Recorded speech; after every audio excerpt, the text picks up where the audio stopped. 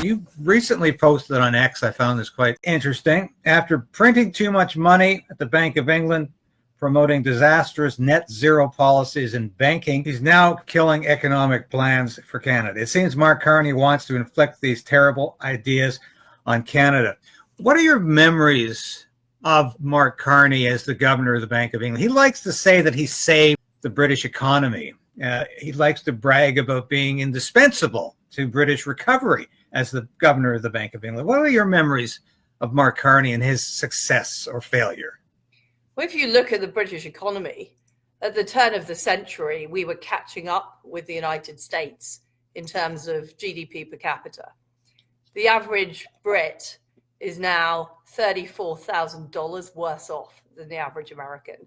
So what we've seen over the last 25 years is economic stagnation, and that economic stagnation accelerated after the financial crisis. And one of the main culprits in the failure to revive the British economy is the Bank of England and the terrible monetary policies they pursued, printing too much money, enabling too much government spending. Mark Carney in particular was fixated on net zero and one of the key proponents of Britain hosting COP26, one of the key proponents of us committing to even more unrealistic and disastrous net zero targets. And if you look at Britain's economy now,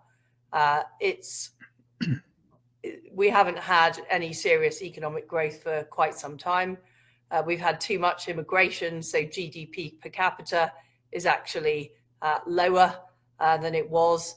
And we've got the highest energy prices in the world thanks to those net zero policies. But not only did Mark Carney advocate those policies as governor of the Bank of England, at the last election, he backed Rachel Reeves, the now Labour Chancellor, who has made the situation even worse through tax rises, through more net zero policies, through more government regulation.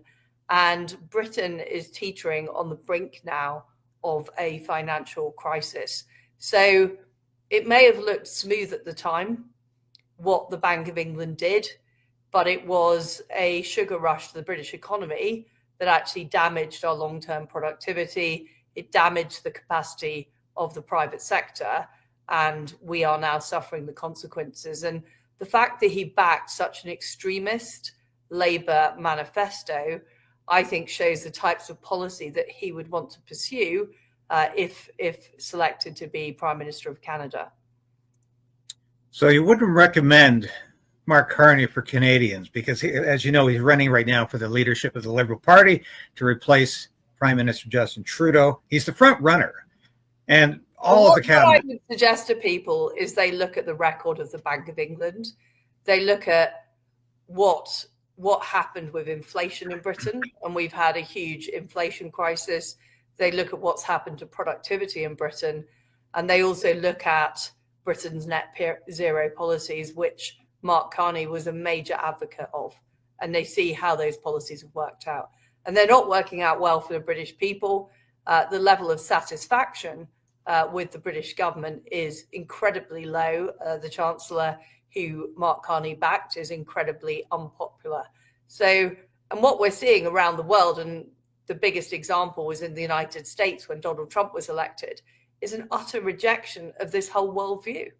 You know, the worldview of fossil fuels are bad, we need net zero, we should be importing solar panels from China, the worldview of national institutions aren't important, we've got to outsource all these decisions to international bodies like the UN and the IMF and the World Trade Organization, the World Health Organization.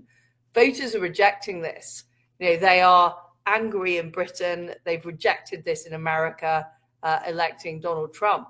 And I would be extremely surprised if the Canadian people want this agenda. So it's surprising to me that Mark Carney is even in the running for this job.